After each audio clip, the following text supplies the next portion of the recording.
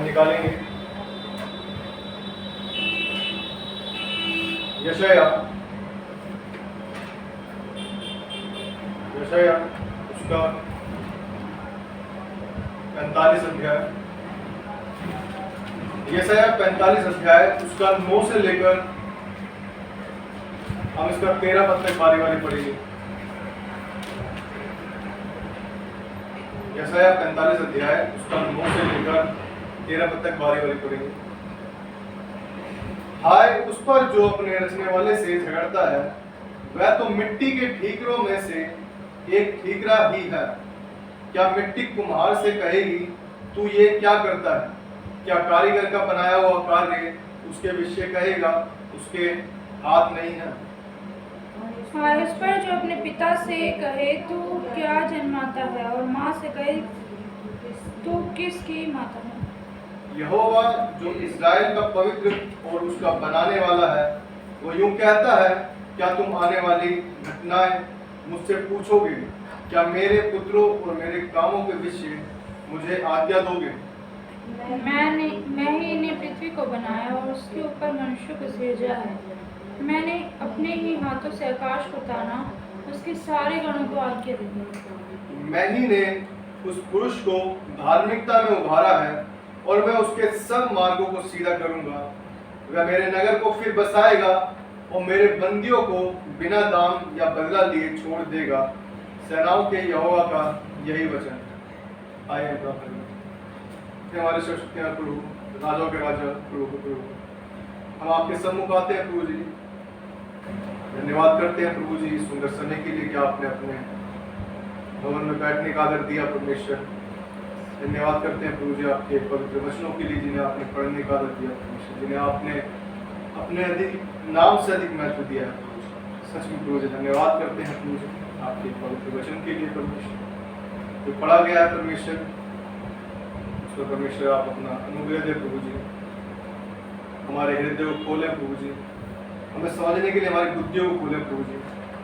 सहायता आप करें प्रभु जी कि तेरा एक वचन जो परमेश्वर आप हमसे बातें करना चाहते हैं, हम वैसे ही समझे जैसा आप चाहते हैं। सहायता आप करें, हमारे हृदय को खोले, हमारी बुद्धियों को खोले। सहायता आप मुझे छोटे से मिलती प्रार्थना को प्रभु जी मांगते प्रभु यीशु मसीह के नाम में दया सुने और ध्यान करें। आमीन।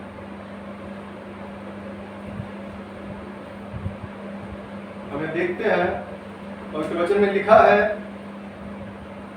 आय उस पर जो अपने रचने वाले से झगड़ता है, वह तो मिट्टी के ठीकरों में से एक ठीकरा ही है। क्या मिट्टी कुम्हार से कहेगी तू ये क्या करता है?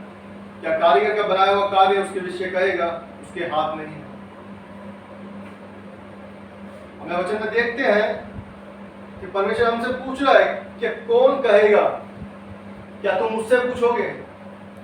क्या परमेश्वर ने जो बनाया है, क्या परमेश्वर की दृष्टि में या परमेश्वर ने जो रचा है वो उसके लिए क्या परफेक्ट नहीं है? परमेश्वर ने हर एक वस्तु विशेष उद्देश्य के लिए बनाई है। परमेश्वर वचन बताता है यदि उसने धर्मी को आशीष देने के लिए तो दुष्ट को विपत्ति भोगने के लिए बनाया है। तो क्या परमेश्वर ने अपने हाथों से नहीं रचा उन्हें? क्या परमेश्वर नहीं चाहता कि हम उसके द्वारा जो परमेश्वर ने हमारे लिए सृजा है उन बातों से सीखें, उन चीजों से सीखें, उन चीजों का आनंद उठाएं? क्या हमारा जीवन सिर्फ ये रह गया है कि सिर्फ हमें परमेश्वर से शिकायतें ही रहती हैं?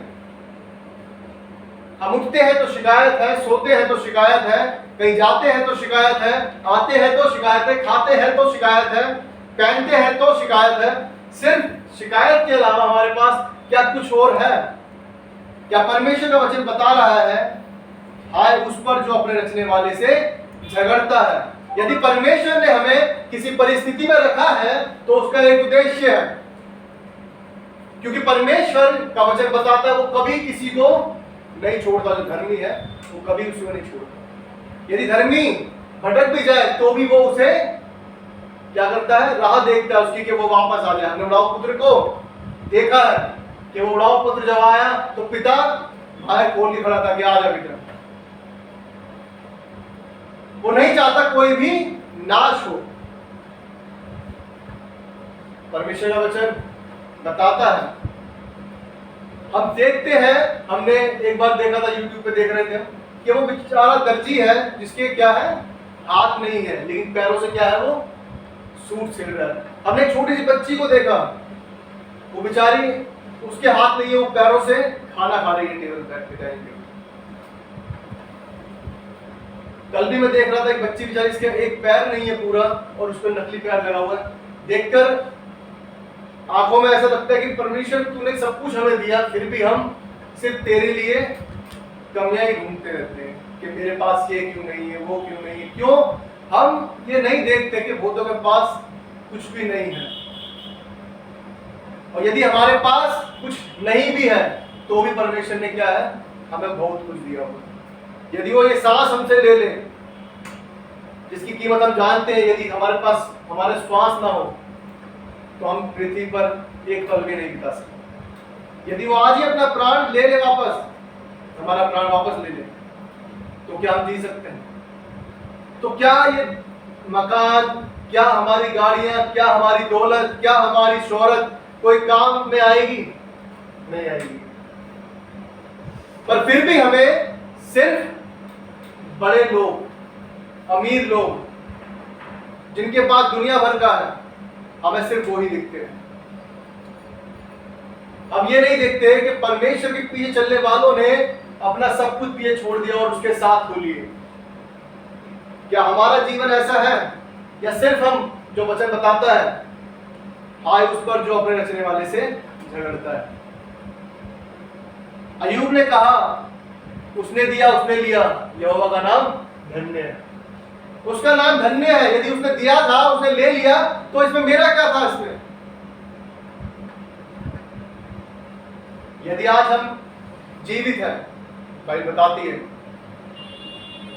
जीवित कुत्ता मरे और सिंह से बढ़कर।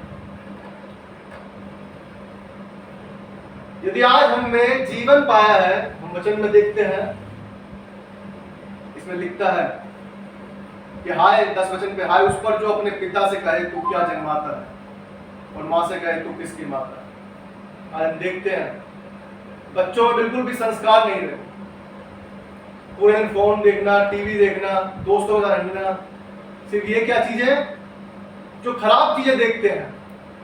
सिर्फ क्या चीज देखते हैं जिससे उनके जीवनों में शैतान कार्य करता है। एक बार मेरी बेटी ने कहा था कि जो शैतान के काम करता है वो शैतान का रूप ले लेता है। ये छोटी सी बच्ची ने एक बात कही, हमें नहीं पता किस तरह से जो सोचा कि जो शैतान के काम करता है वो क्या है, शैतान का रूप ले लेता है। क्यों ले लेता है? उसका रीजन है, जब हम एक कार्य को बार बार करते हैं, बार बार करते हैं, बार बार करते हैं, वचन बताता है बुरी संगति अच्छे चरित्र को बिगाड़ देती है। वो जो उसका रूप परमेश्वर का प्रकाश देता था कभी, वो आज सिर्फ क्रोध, ईर्ष्या, जलन, लड़ना झगड़ना, सिर्फ यही उसके जीवन में रह जाता है। यदि हम कहें कि हम कुछ है, तो हम अपने आप को धोखा देते हैं। बाइबल बताती है रोमियो 3:10, देखते हैं।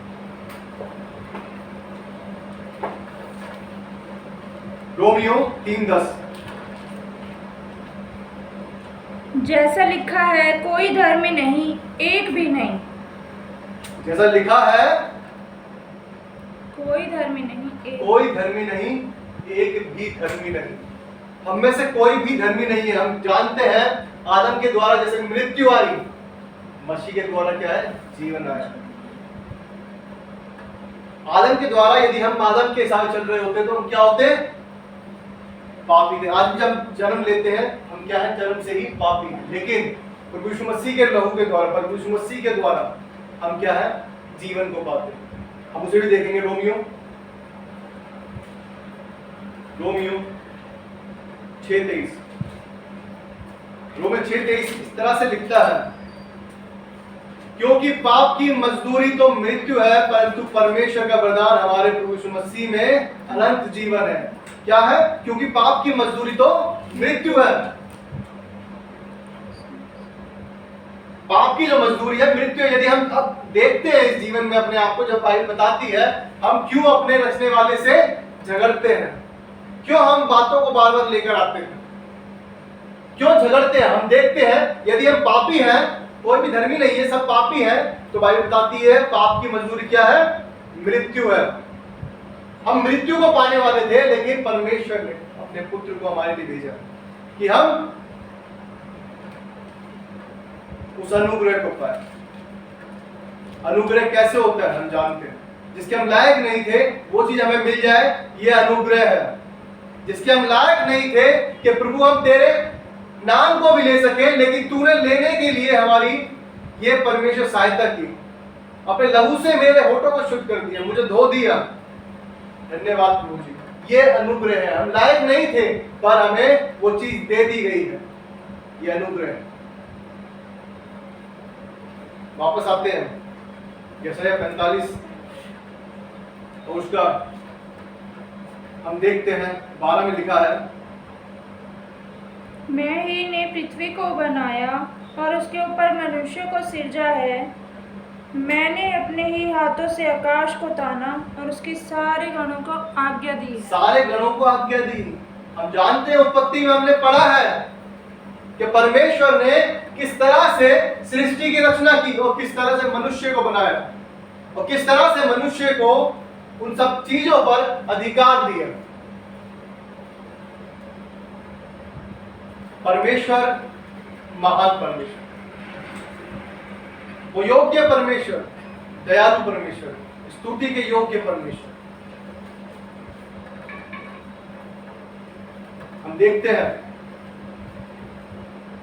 जैसा हमने देखा, यदि हम पापी और पाप में ही मर जाते तो हमें क्या मिलता, नरक मिलता। लेकिन परमेश्वर ने हमें चुना, परमेश्वर ने अपने अनुग्रह के द्वारा हमें संभाला, हमें शुद्ध किया, पवित्र किया कि हम उसके सम्मुख आ सके। उसने उस पर्दे को बीच से दो भाग कर दिया और हमें सिर्फ डायरेक्ट परमेश्वर से मिला।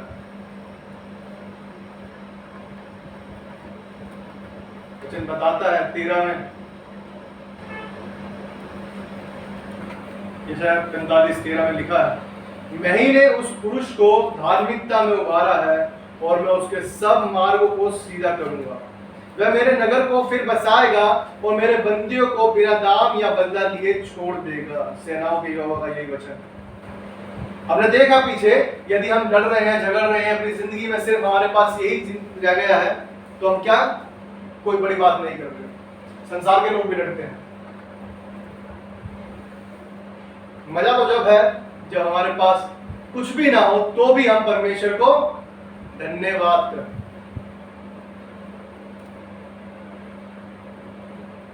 ये जीवन है जो परमेश्वर के चरित्र को दिखाता है।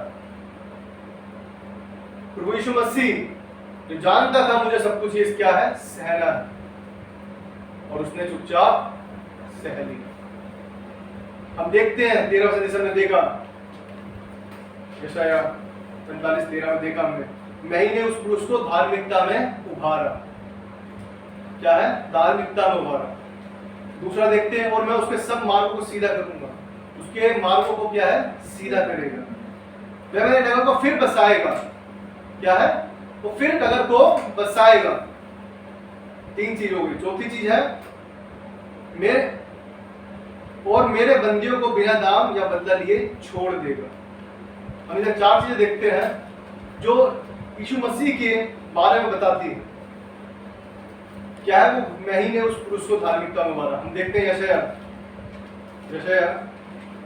53 अध्याय में हम देखते हैं,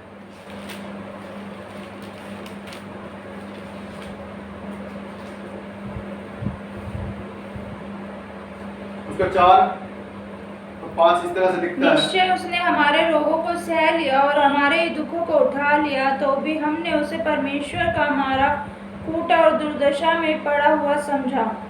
परंतु वह हमारे अपराधों के कारण घायल किया गया, वह हमारे अधर्म के कामों के कारण कुचला गया।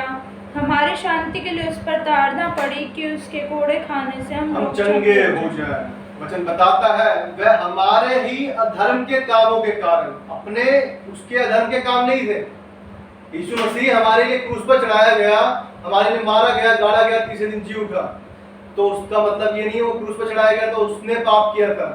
बाइबल बताती है वह हमारे ही अधर्म के कामों के कारण, हमारे ही अधर्म के कामों के कारण चढ़ाया गया।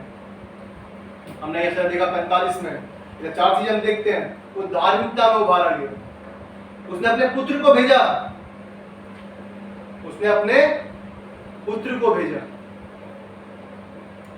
वचन देखते हैं कि वो हमारे ही अधर्म के कामों के कारण कुचला गया, हमारी ही शांति के लिए उस पर ताड़ना पड़ी कि हमें शांति मिल जाए। हमें संसार में क्लेश होता है, हर वक्त हमें सिर्फ जीवन की चिंताएं सताती हैं जो कि हमें उस राज्य में नहीं ले जा सकती जो परमेश्वर ने हमारे लिए सृजा, पर हमें उससे अलग कर देती है। पर प्रभु हमें शांति देता है। मैं तुम्हें शांति देता हूं, जैसा संसार देता है वैसे नहीं, अपनी शांति तुम्हें दी जाती। ये परमेश्वर की शांति है जो हमें हर एक बात में, हर एक परिस्थिति में शांत रखती है, स्थिर रखती है। वचन बताता है, आगे देखते हैं, इसमें 7 में लिखा हुआ है, यशायाह 53:7, वह सताया गया तो भी वह सहता रहा और अपना मुंह न खोला। जिस प्रकार भेड़ वध होने के समय और भेड़ी ऊनी कतरने के समय चुपचाप शांत रहती है, वैसे ही उसने अपना मुंह न खोला। वैसे उसने अपना मुंह न, वो धार्मिकता में उभारा गया। ये धार्मिकता है, उसे वो सहना नहीं था, लेकिन क्या है वो कहता है परमेश्वर यदि हो सकता है तो क्या है ये कटोरा मुझसे हट जाए, पर फिर भी मेरी नहीं तेरी इच्छा हो। ये परमेश्वर का प्रेम है अपने पिता के प्रति, यीशु मसीह का, पिता तेरी जो इच्छा वो पूरी। मैं सब सहज हूं। जब वो पिता पुत्र पवित्र आत्मा तीनों एक है, तो जो परमेश्वर धर्मी है तो उसका पुत्र भी धर्मी होगा। उसकी धार्मिकता जो है बनी हुई, पिता पुत्र पवित्र आत्मा। यदि पिता धर्मी है, जैसे हमने देखा आदम के द्वारा, हमने देखा यदि आदम के द्वारा पाप आया तो हम क्या है, पाप की संतान, लेकिन प्रभु यीशु मसीह के द्वारा अनंत जीवन को पाते हैं। हमने देखा यहाँ पर लिखा है वह सताया गया तो भी वह सहता रहा और अपना मुंह ना खोला। जिस प्रकार भेड़ वध होने के समय और भेड़ी ऊन कतरने के समय चुपचाप शांत रहती है।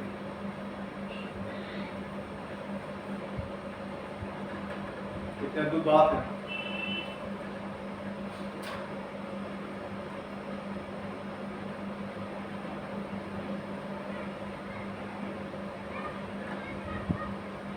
ग्यारह में लिखता है, यशायाह 53:11 में, तो धर्मी के पास वह अपने प्राणों का दुख उठाकर उसे देखेगा और तृप्त होगा।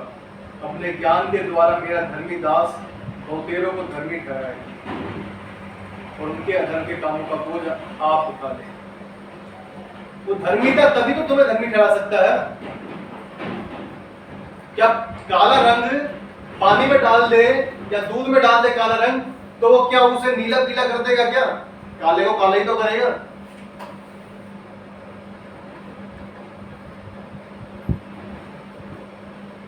जिस चीज की क्वांटिटी ज्यादा होगी वो उसको ढक लेगा। समुद्र के अंदर यदि हम 1 गिलास दूध डाल दें, क्या समुद्र वाइट हो जाएगा?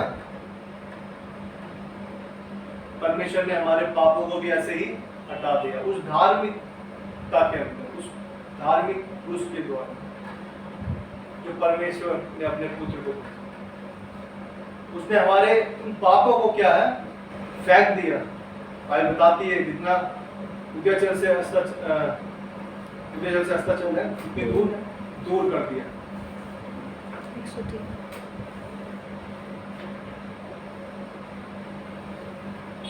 इतनी दूर कर दिया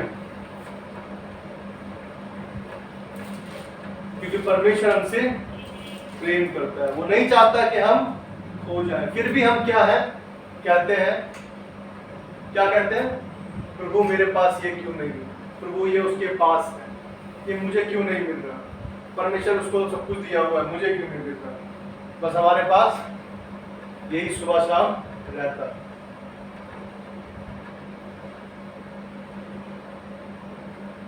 बढ़िया वचन पूछ रहे जैसे आकाश पृथ्वी के ऊपर ऊंचा है, वैसे ही उसकी करुणा उसके डरवैयों के ऊपर प्रबल है। उद्याचल से अस्ताचल से जितनी दूर है, उसने हमारे अपराधों को हमसे उतनी ही दूर कर दिया है। उतनी ही दूर। जैसे पिता अपने बालकों पर दया करता है, वैसे ही वो अपने डरवैयों पर दया करता है। कितना सुंदर वचन है। परमेश्वर हम पर क्या है? दया कर, क्योंकि उसने बनाया है। जो अपने बच्चों को बनाता है, कोई अभी यदि कहे कि मेरा पैर नहीं है, मेरा हाथ नहीं है, हम देखते हैं वो हमसे ज्यादा परमेश्वर में आनंदित रहते हैं। वो परमेश्वर को फिर भी धन्यवाद करता है। हम एक पास्टर को देखते हैं जिनके हाथ पैर नहीं है, वो परमेश्वर का प्रचार करते हैं। यदि वो चाहते हैं, मुझे नाम याद नहीं आ रहा, लेकिन कितना अद्भुत बात है, ना हाथ है ना पैर है, फिर भी परमेश्वर का प्रचार कर रहे हैं और लोग सुनने आते हैं उनके वचन को। और यदि वो चाहते हैं तो कहते हैं कि परमेश्वर तूने मुझे कैसा बनाया। वो सिर्फ इसी बात को डेली कहते हैं और डेली परमेश्वर को परेशान करते रहते हैं, इरिटेट करते रहते हैं। परमेश्वर कहता है मैंने तुझे अच्छा बनाया, मैंने तुझे अच्छा बनाया। क्योंकि परमेश्वर ने बनाया है तो हम उससे बहस नहीं कर सकते। बनाया परमेश्वर ने। हम अपने हाथों से कुछ चीज बनाते हैं, कुछ भी बनाते हैं, आप यकीन नहीं मानेंगे, यदि आप कुछ बनाने का शौक है, आप कुछ चीज बनाते हैं अगर उसे, और आप बनाने के बाद अगर थोड़ा कुछ हो भी जाता है तो आपको बहुत अच्छा लगेगा, आप उसे तोड़ना नहीं चाहेंगे। आप उसे कहेंगे कोई नहीं, रखा रहेंगे साइड में, कोई बात नहीं, रखा रहेंगे, क्योंकि मैंने बनाया है। जब परमेश्वर ने अपने हाथों से बनाया है तो वो क्या अपनी चीज को ऐसी व्यर्थ जाने देगा या टूटने देगा? आप यकीन नहीं मानेंगे, परमेश्वर हमसे बहुत प्रेम करता है। वो हर एक बात पर अपना कान लगाए कि क्या आवश्यकता है, मेरे बच्चे की क्या आवश्यकता है। हम देखते हैं जिनके हाथ पैर नहीं है, वो हम जिनके हाथ पैर हैं हमसे ज्यादा बेटर करते हैं, क्योंकि परमेश्वर ने हर एक को एक अलग योग्यता दी। हर एक के जीवन से कुछ ना कुछ होना है। वचन बताता है, जब लोगों ने पूछा ये अंधा जन्म से अंधा है, ये क्यों अंधा था? क्या इसने पाप किया? इसके माता पिता ने पाप किया? लेकिन क्या बताता है वचन कि परमेश्वर के काम प्रगट। क्या हम आज भी सिर्फ इसी में ही लगे रहेंगे कि ऐसा क्यों, ऐसा क्यों, ऐसा क्यों, ऐसा क्यों, ऐसा क्यों, ऐसा क्यों? या हम ये कहना सीखेंगे परमेश्वर मेरे पास जो भी दिया तेरा धन्यवाद, परमेश्वर मेरे पास ये जो भी है वो तेरी ही दया से, तेरे अनुग्रह से धन्यवाद। हमें किसी से कंपैरिजन नहीं करना, ये भी नहीं करना कंपैरिजन कि हम कहें कि परमेश्वर इससे तो ज्यादा मेरे पास है, धन्यवाद तेरा, क्योंकि हम क्या है फिर भी अपने आप को बड़ा दिखा रहे हैं। बाइबल बताती है वो दोनों मंदिर में आए, एक कहता है कि हे पिता उस पर दया कर, और एक कहता है हे पिता धन्यवाद तूने मुझे इसके जैसा तो नहीं बनाया। क्या है ये? कि कहीं ना कहीं एक घमंड है कि इसके जैसा मेरे पास नहीं, कम से कम मैं इसके जैसा नहीं, मेरे पास ज्यादा है, मेरे पास ये है। क्या? उसने अपने पापों को क्षमा मांगी। उसने अपने पापों की क्षमा मांगी। वही बता रहा है, वही वचन बता रहा है कि वो अपने आप को सोच रहा है कि मेरे पास ये है वो है, कोई बात नहीं, मैं इससे तो ज्यादा हूं। लेकिन वो हमें बताना नहीं है। हम जानते हैं परमेश्वर जो दिया है हमारे पास अद्भुत है, लेकिन हमें ये जानना है कि परमेश्वर की सबसे बड़ी बात है कि तूने मेरे पापों को क्षमा कर दिया। हमने देखा वो धार्मिकता मुबारक है। हम देखते हैं उसने सब कुछ सह लिया हमारे लिए क्योंकि वो धर्मी था। आइए जब हम देखते हैं पुराने नियम में तो जो बलि दी जाती थी वो निर्दोष की दी जाती थी। पापी के लिए पाप की बलि नहीं चढ़ाई जाएगी, उसमें दोष ना हो कोई भी।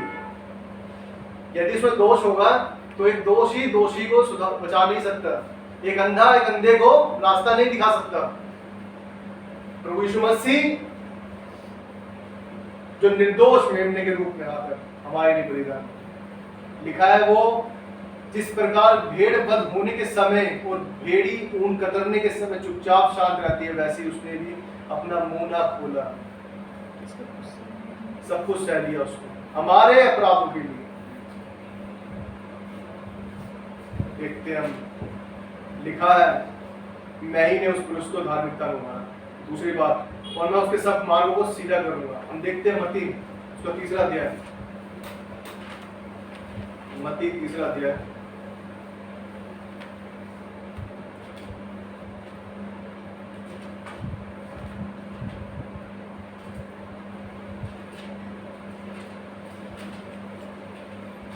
और उसका दूसरा और तीसरा। मन फिराओ क्योंकि स्वर्ग का राज्य निकट आ गया है। यह वही है जिसकी चर्चा यशायाह भविष्यद्वक्ता के द्वारा की गई।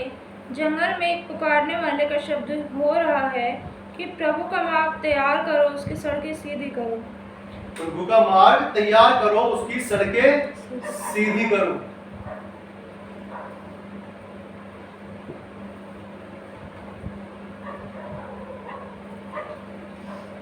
ये क्या है? सड़कें सीधी। यूहन्ना 32वां देने वाला क्या कह रहा है? मन फिराओ क्योंकि स्वर्ग का राज्य निकट है। निकट आ गया, निकट। ये वही है जिसकी चर्चा भविष्यवक्ता यशायाह भविष्यवक्ता के द्वारा की गई। जंगल में पुकारने वाले का शब्द हो रहा है कि प्रभु का मार्ग तैयार करो, उसकी सड़कें सीधी करो। उसका मार्ग तैयार करना है। प्रभु का किसका मार्ग तैयार करना? प्रभु का मार्ग तैयार करना।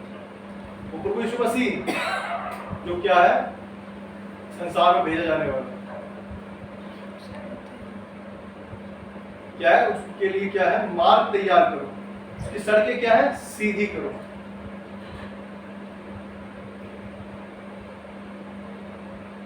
जब परमेश्वर हमारे जीवनों में आ जाता है तो हमारे जो मार्ग होते हैं वो क्या है? सीधे हो जाते हैं। उससे पहले हम टेढ़े मेढ़े चल रहे होते हैं। क्या? क्योंकि हम जैसा मर्जी जीवन जीते हैं। क्यों जीते हैं? क्योंकि हमारे जीवनों में कोई शांति नहीं होती। सिर्फ हमारा जो जीवन होता है, मैंने आज देखता हूँ मुझसे जीवनों में, सिर्फ जो पहला जीवन जो लोगों का सबसे पहला मकसद होता है दुनिया में रहने का, वो क्या है? पैसा।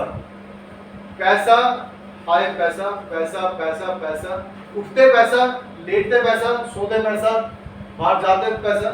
मुझे पैसा ही चाहिए सबसे ज्यादा, कि मैं सबसे ज्यादा क्या है, अपने रिश्तेदारों में, गली मोहल्ले में सबसे ऊपर दिखूं, सबसे ऊपर दिखूं कि मेरे पास सबसे ज्यादा पैसा है। यदि आज कोई छोटी गाड़ी में जाता है, अगर कोई नैनो गाड़ी लेके जा रहा है तो लोग देख के उसे हंसते हैं, अरे खिलौना लेके जा रहा है, छोटी गाड़ी है इसलिए। अब कोई मर्सिडीज लेके जा रहा हो, जैगुआर लेके जा रहा हो, फरारी लेके जा रहा हो, तो रोल्स रॉयस लेके जा रहा हो, तो देखते हैं हाँ भाई कार है इसके पास। तो पहली इंप्रेशन क्या पड़ता? देखते ही कि यार बहुत पैसे वाला है। चाहे उसके जीवन में शांति ना हो, चाहे वो जीवन देने वाला ना हो, लेकिन क्या है, लोग देखकर उसे चकित होते हैं। चाहे वो नैनो कार वाला लाखों करोड़ों को बचा रहा हो परमेश्वर के वचन से, लेकिन उसकी वैल्यू क्या है? जीरो दिखेगी, क्योंकि उसके पास छोटी कार है। ये लोगों का जीवन है, जो लोगों की दृष्टि है वो ऐसी ही देखने की है, क्योंकि प्रभु यीशु मसीह इस तरह से नहीं देखते। वो हमारे जीवनों को क्या है? बदल देते हैं। वो इस तरह नहीं देखते। तो चुंगी लेने वाले को परमेश्वर ने अपने साथ ले लिया।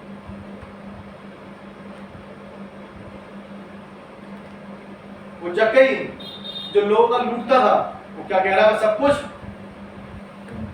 कंगालों को बांट दूंगा। तो जिनका लूट लिया उनको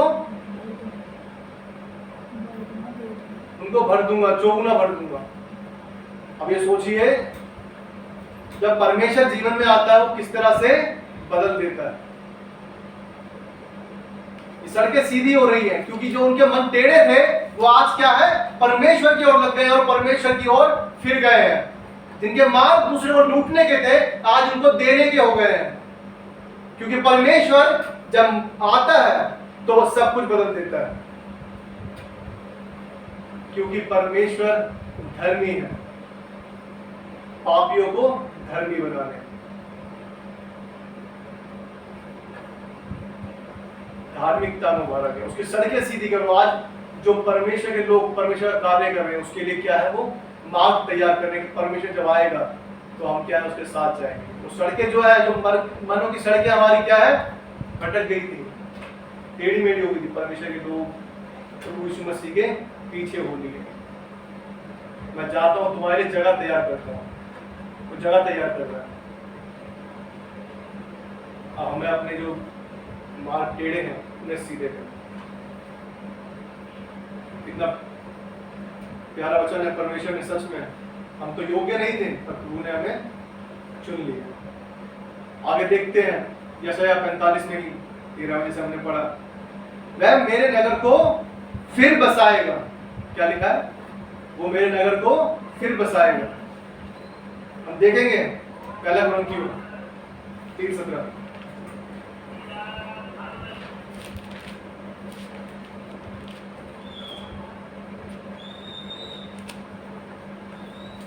पहला कुरिन्थियों 3:17। यदि कोई परमेश्वर के मंदिर को नष्ट करेगा तो परमेश्वर से नष्ट करेगा, क्योंकि परमेश्वर का मंदिर पवित्र व तुम है।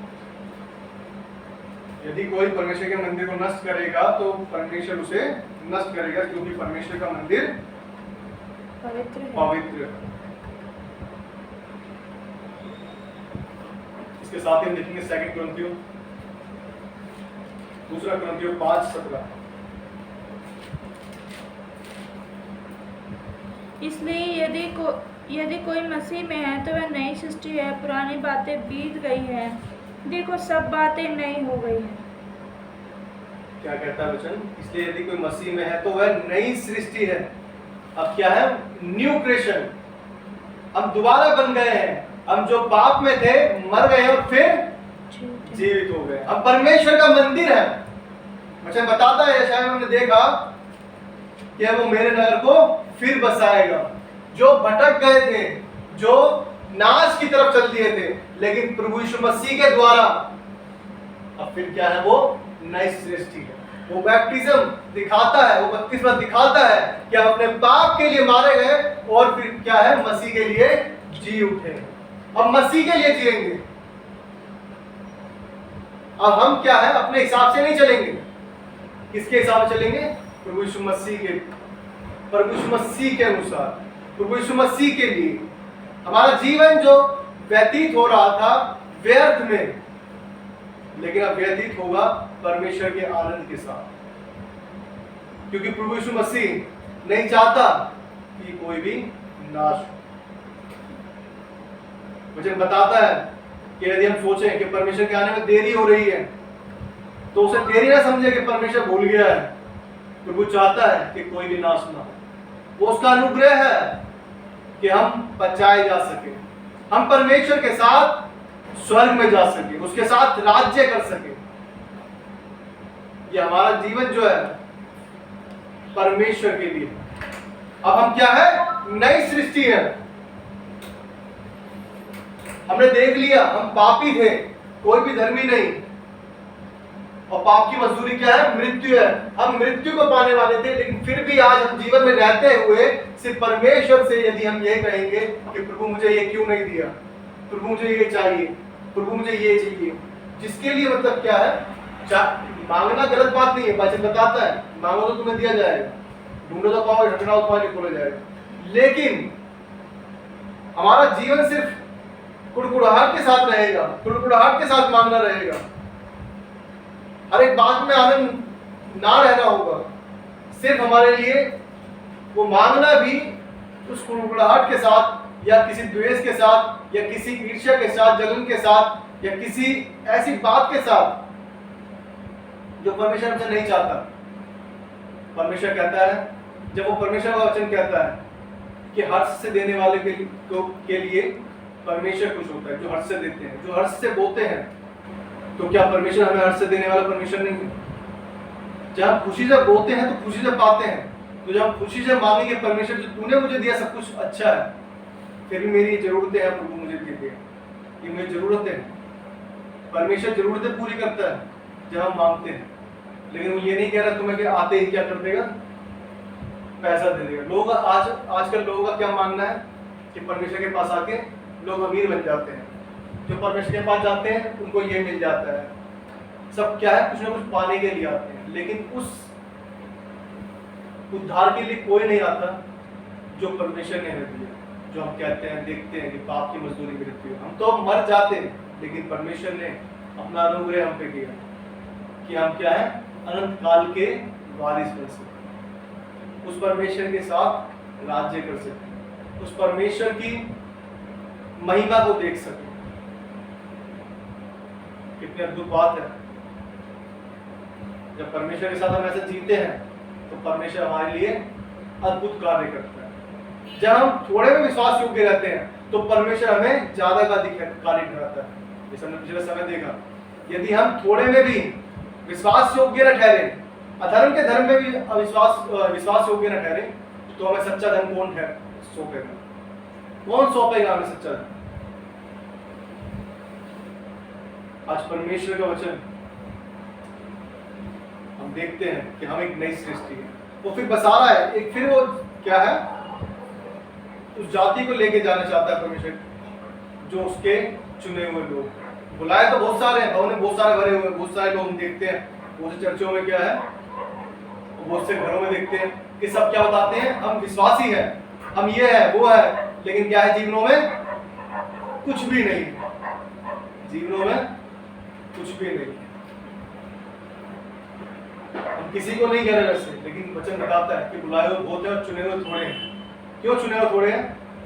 क्योंकि जो अंत तक विश्वास योग्य रहता है, जो परमेश्वर के लिए हर बात में स्थिर रहता है, परमेश्वर के लिए ही अपना जीवन बिताता है, वो चुने हुए हैं। जो अंतिम समय तक भी परमेश्वर के लिए तैयार है कि हाँ, मेरा प्रभु यीशु मसीह ही मेरा उद्धार करता है।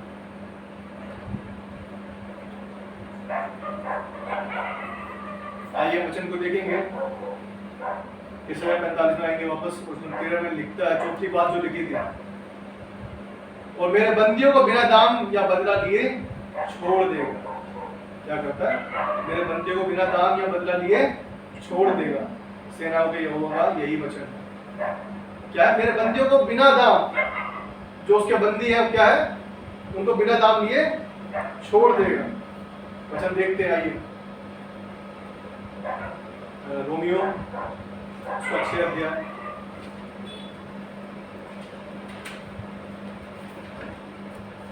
रोमियो 6 अध्याय और उसका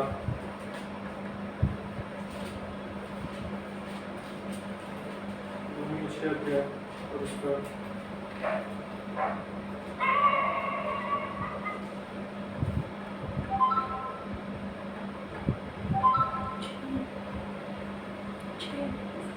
6 भी पढ़ेंगे और प्लस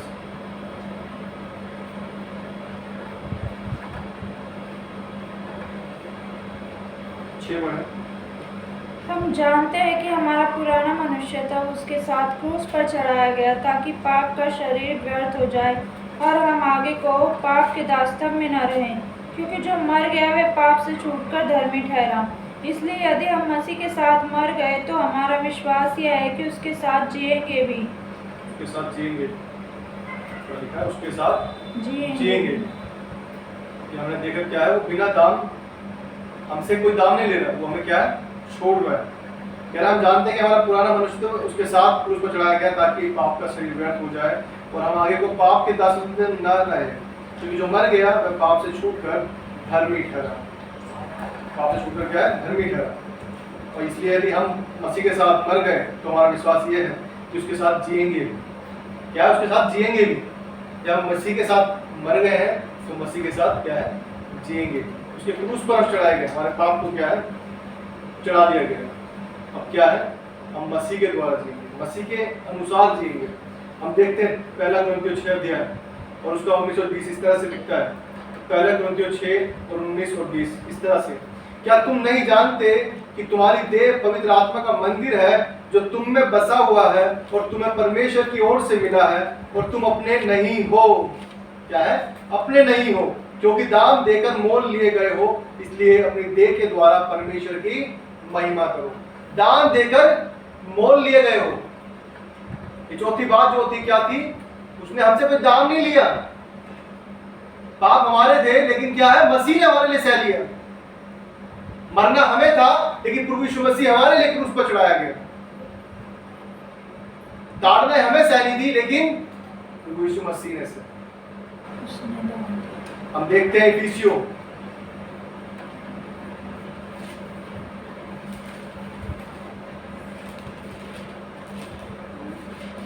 फर्स्ट चैप्टर,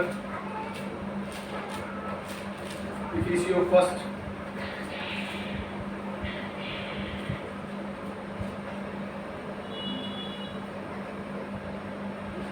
उसका 13 और 14 पद।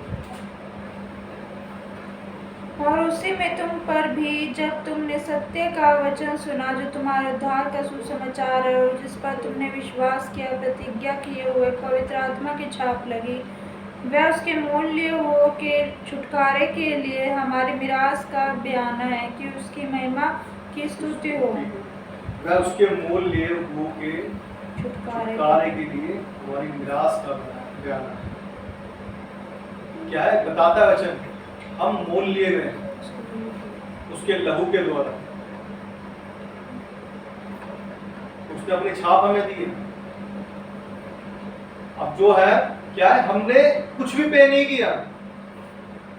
कितनी अद्भुत बात है कि सिर्फ हमने विश्वास किया और प्रभु यीशु मसीह के अनुग्रह को पा लिया। कितनी अद्भुत बात, हमने कुछ भी पे नहीं किया। पाप हमारे थे, सह किसने लिए? यीशु मसीह। करना सब कुछ हमें था, भुगतना हमें था, लेकिन क्या है, यीशु मसीह ने सब कुछ किया। कितनी अद्भुत बात है।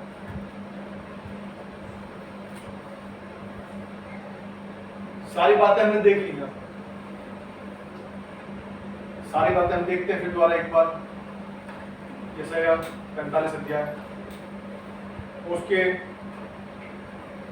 13 पद में हमने देखा कि धार्मिक वो था, इसलिए हमारे अधर्म को उस तक पर ले गया। उसने हमारे मनों को जो टेढ़े मेढ़े थे उनको क्या है, सीधा कर दिया। और उसने क्या है, हमें एक नई सृष्टि बना दिया कि हम क्या है, एक उसका परिवार, हम एक देह बन जाए मसीह। और हमने देखा चौथी बात कि बिना दाम या बदला लिए छोड़ दे। यदि प्रभु यीशु मसीह को परमेश्वर ने, यहोवा ने भेजा होता, जा इनके पापों का इनसे बदला ले, तो हमारा क्या होता, हम सोच सकते हैं। लेकिन वो क्या है, क्या कह रहा है, उनको छोड़ दिया, क्योंकि सब कुछ उसने अपने ऊपर ले लिया। अधर्म हमारे थे और क्या कर दिया, उसने खुद ने उस दाम को चुका दिया कि पाप इनके हैं, लेकिन मैं अपने आप को इनके लिए बलिदान कर रहा हूं। हमारे अधर्म का बोझ उसने अपने ऊपर ले लिया ताकि हम बचाए जा सके।